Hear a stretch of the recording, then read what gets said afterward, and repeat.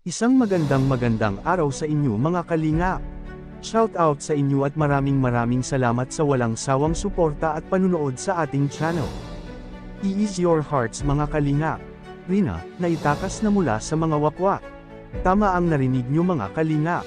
Ang ina mismo ni Rina na si Melanie ang nagtakas at naghatid kay Rina sa kanyang mama Roda. Good job ate Melanie. Kinumpirma ito mismo ni Kuya Val Santos Matubang na si Rina ay kasama na ang kanyang mama Roda.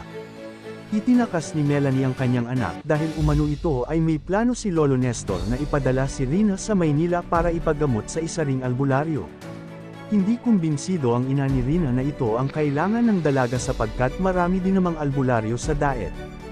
Lolo Nestor, ano ka ba?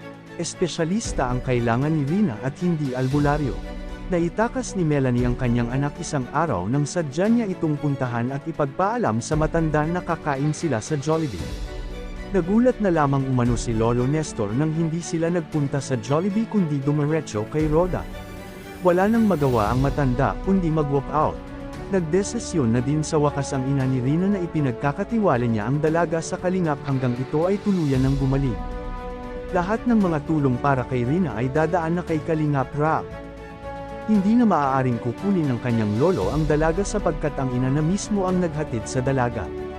Looking forward na tayo mga kalingap sa patuloy na improvement at paggaling ni Rina.